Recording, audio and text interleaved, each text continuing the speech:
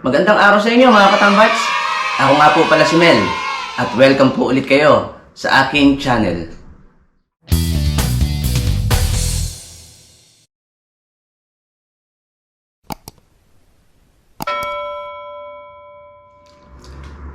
Okay mga katambats, alam ko na maraming nagtatanong kung bakit meron magnet ang inyong mga folding bike. Para saan nga ba ang magnet na nakikita nyo sa inyong folding bike? Ang tawag po dyan ay magnetic lock. Sa mga katambats, hindi po lahat ng folding bike ay meron pong magnetic lock. Hindi rin po lahat ng folding bike ay pwede nyong kabitan ng magnetic lock. So, ito po yung magnet na nakikita nyo sa inyong folding bike. Ito po yun. Yan po yun mga katambikes. Ito po ang magnetic lock. Sa mga katambikes, sa mga nagtatanong po dyan kung para saan po itong magnetic lock na to, ito po yung naglalak kapag tinutupi nyo po yung inyong mga folding bike. So, ito pong part na to, itong part na malaking bilog is nasa drop out or nasa likod po ng inyong frame. At ito naman pong maliit is nasa harap po at nakakabit po sa inyong tinidor or sa fork po ng inyong folding bike. So, kapag tinutupi nyo po ang inyong folding bike mga katambikes, magtatagpo po ang drop out ng frame at ang tinidor. Drop out ng tinidor. So, pagka nagtagpo po yan, naglalak po. Kaya po, hindi po basta-basta mabubuksan yung inyong folding bike. So, mga katambikes, ayun po ang gamit ng magnetic lock sa ating folding bike. May mga katambikes na nagtatanong kung pwede ba ang magnetic lock sa dahon DAB 1. Okay, ngayon po mga katambikes, sa lahat po na may dahon DAB 1, masasagot na po ang inyong katanungan.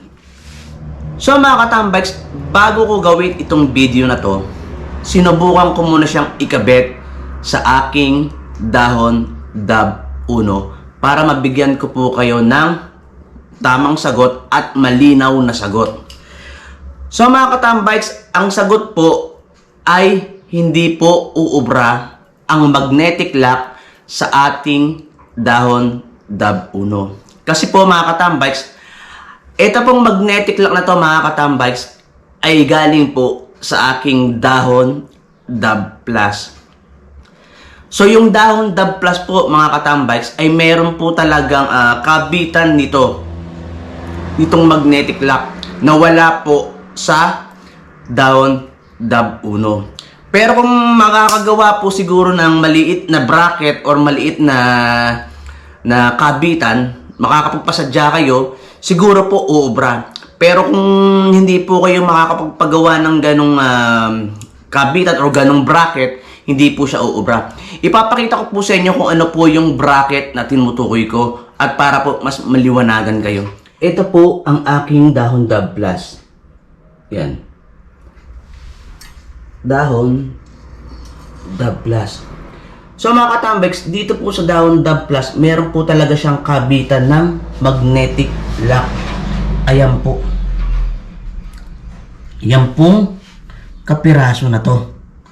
Dito po ikinakabit yun malaking bilog. Ito po yun. Dito po kinakabit yan mga katambikes. Yan, nakaganyan po. Ito naman po ang aking dahon DAB 1. At kung mapapansin niyo po, ang kanya pong drop out ay wala po. Wala po nung dito. Kung mapapansin niyo mga katambikes, meron siyang isang butas dito. Yan, meron siya isang butas. Hindi ko alam kung makikita sa camera. Sinubukan ko rin siya ikabit dyan. Pero hindi siya umubra dahil gawa ng ang sukat po nitong tornilyo na to ay number 10 at ito naman po ay number 8. So kung makakapagpagawa po kayo ng ganito mga katambikes, yung kapirasong bilog na yan, para po ikabit dito, po pwede nyo pong magamit ito. Itong magnetic lock para po sa inyong daang dabuno.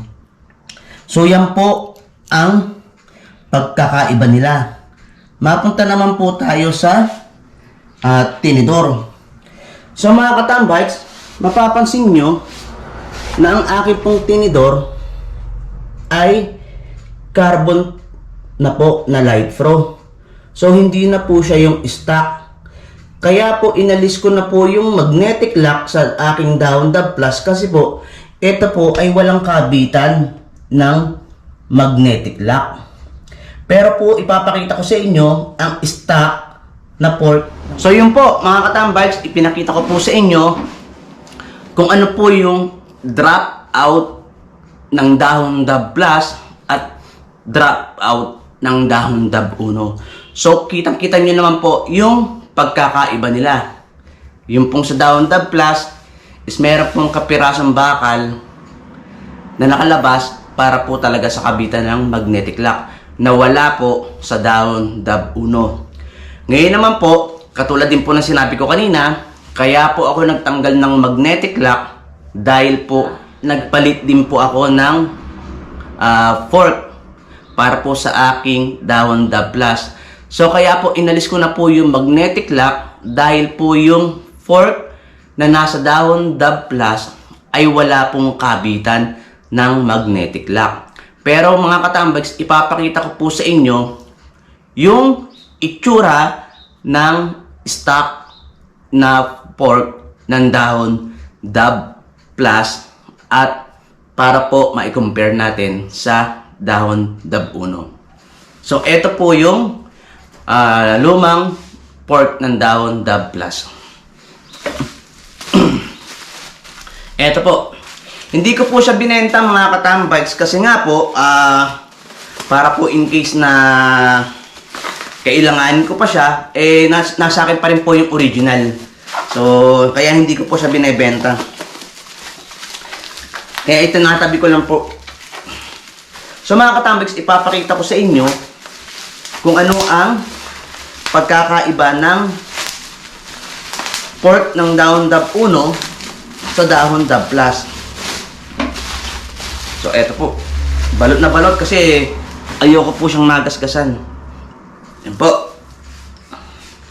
So mga katambikes, eto po ang stock fork ng Dahon Dab Plus.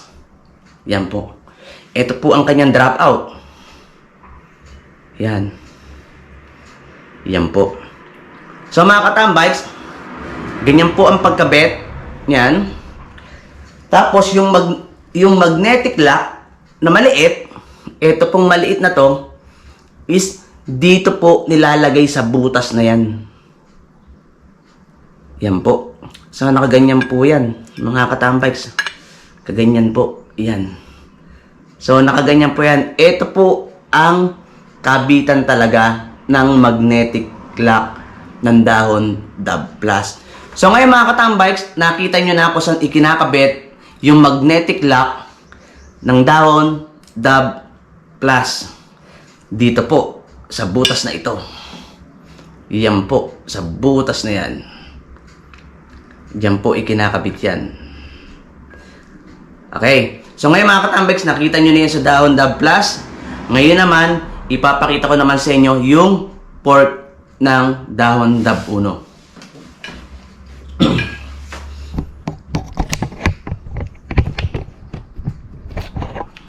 Yan. So yan po mga katambikes. Ayan po ang fork ng Dahon Dab Uno. Medyo madilim. Yan, dito ako sa para maliwanag. Yan po. Yan. So kung mapapansin niyo mga katambikes, kunin ko sa plus.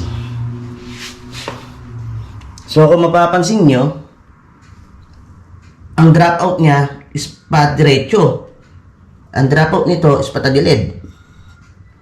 Tsaka etong butas na to, mga katambay, kasi tinutukoy kong butas, yung butas na yan, hindi ka maano kasi okay. Baba ko yung camera para mas makita nyo. So yan. So itong tinutukoy ko na butas, mga katambikes, yan, yung tinutukoy ko na butas na yan, wala po dito. Wala siya dito.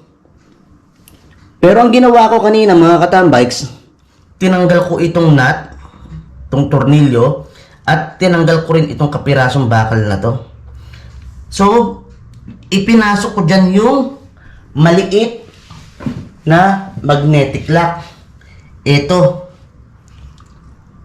Yan. Umubra naman siya, mga katambikes, pumasok. Umubra. Pwede kang maglagay dito. Ang problema nga lang, hindi sila nag-aabot nung magkabilang dulo. Kapag dito ka naglagay, hindi uubra doon, hindi umaabot dahil gawa nga ng yung drop out ng dahon dab 1 ay wala nung kabitan dito.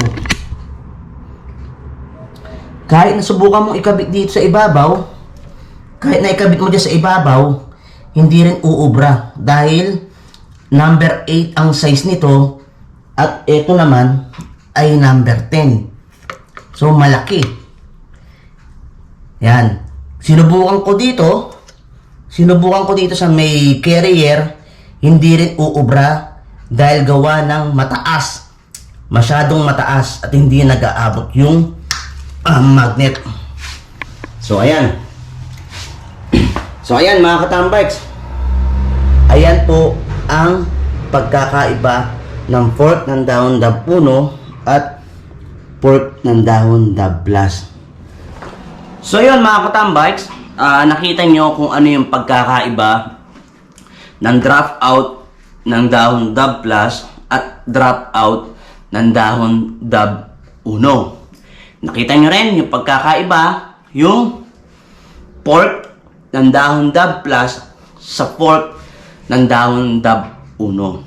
So mga katambikes, ang suggest ko lang, kung gusto nyong magkabit ng magnetic lock para sa inyo pong dahon dab 1, ay magpapagawa po talaga kayo ng kabitan dun po sa drop out ng inyong dahon dab 1. So mga katambikes, nakita nyo naman po kung ano po yung klaseng bracket, kung ano po yung sinasabi ko na kabitan. Ipinakita ko po sa inyo na kung ano po yung nasa drop out ng dahon dab plus. So kung makikita nyo po yun, kung makakapagpagawa po kayo mga katambikes, sigurado po ako makakagamit kayo ng magnetic lock para po sa inyong folding bike. So para po dun sa mga tropa natin na meron pong dahon dab 1 at may plano po kayong magkabit ng magnetic lock, mga katambikes, ito po yung video para sa inyo at ito po yung kasagutan. Bago po kayo bumili ng magnetic lock at kung ang bike nyo po ay dahon dab 1, panoorin nyo muna po itong video na to para malaman nyo kung uubra ang magnetic lock sa dahon dab 1. So yung mga katambikes, bago ko tapusin yung video, meron nga pala akong i-unbox na item. Hindi po siya parts ng bisikleta. Ano po siya?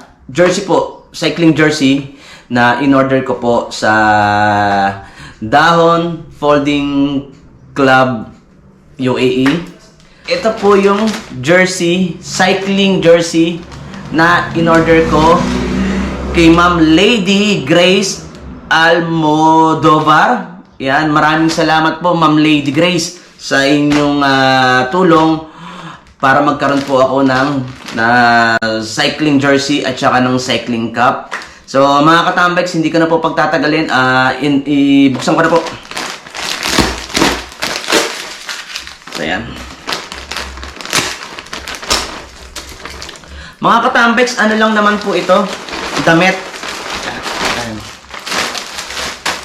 So yun mga katambikes, ito na po yung cycling jersey na in-order ko. Dalawa. Ito po yung cycling jersey na para po sa akin. Ma'am Lady Grace, thank you po dun sa sa tulong nyo para po magkaroon ako ng cycling jersey na ganito. So ayan, mga katambikes, maraming salamat nga po pala dun sa grupong Dahon Folding Club UAE. So ayan, yan po, Dahon Folding Club UAE. Yan po. Maraming salamat po sa inyong tulong at nagkaroon po ako ng cycling jersey. So yan mga katambikes, nakapagpraktika agad ako, nasukat ko agad. So Ma'am Lady, thank you po dun sa inyong tulong para po magkaroon ako ng cycling jersey na katulad dito. First time ko po magkaroon ng cycling jersey. At saka mga katambikes, hindi lang po jersey ang binili ko, bumili din po ako ng cycling cup na para din po may katerno. Kaya lang po mga katambikes, ibang kulay po ito kasi po na-late po, hindi po ako nakapagpagawa ng black and gold. Pero ganun pa man, may plano po silang gumawa ulit ng black and gold na jersey, kaya makakahabol pa po ako. So mga katambikes, ito po yung cycling cup, Dahon Folding Club UAE. Sukat ko ba? Yan. So yan, mga katambikes. Complete year na ako. So yan. So mga katambikes, maraming salamat nga po pala ulit sa Dahon Folding Club UAE. Kay Ma'am Lady na nag-asikaso po dun sa order ko. Kahit po medyo natagalan, ito po, sulit po. At saka maraming din pong salamat sa mga admin po ng grupo ng folding bikes dyan sa Dubai. Hindi ko na po kayo iisa-isahin kasi marami po kayo. Nagpapasalamat din po ako sa admin po ng Dahon Folding Club UAE. Maraming salamat po sir sa inyong lahat, mga sir, mga ma'am. Maraming salamat po dahil po kapag nag-upload po ako ng video ay ina-approve nyo. So mga katambikes, dito ko na po tatapusin ng aking video. Sana po yung advice ko tungkol po dun sa magnetic lock is meron pong naitulong sa inyo mga katambikes. Lalong-lalo na po dun sa mga nakadahon uno dahil po yung video na yun is para po sa inyo. So sana po nabigyan po ng linaw yung inyong mga katanungan. At sa mga katropa po natin na mga may folding bike dyan sa Pilipinas, hindi man po dahon uno ang inyong folding bike, sana po nasagot din po yung tanong nyo na kung para saan po yung magnetic lock. Kung nagustuhan nyo po yung video mga katambikes, i-like. At kung meron naman po kayong katanungan mga katambikes, huwag po kayong mahiyang mag-comment po sa akin. At sana po mga katambikes ay i-share nyo po itong video na to. Kung gusto nyo po lagi kayong updated sa mga bagong video na gagawin ko mga katambikes, is mag-subscribe na po kayo sa aking channel, Mel Tambikes po. Yan po ang aking channel, Mel Tambikes. Yan. So nagpapasalamat din nga po pala ako dun sa mga katambikes natin na nag-subscribe sa akin. Yung huling video ko mga katambikes, nasabi ko na meron akong 54. Ayun, 54 subscribers. Ngayon mga katambikes, nadagdagan naman po siya ulit ng 3. Kaya meron na po akong 57 subscribers. Maraming salamat po dun sa mga nag-subscribe sa akin. Dun po sa 57 na nag-subscribe po sa akin channel. Maraming salamat po sa inyo. At ito pong channel na to is para po sa inyo. So, hanggang sa muli po mga katambikes. Kita-kita po ulit tayo. Keep safe, ride safe, at always wear mask. So sana po mga katambikes nagustuhan niyo yung video. At hanggang sa muli po.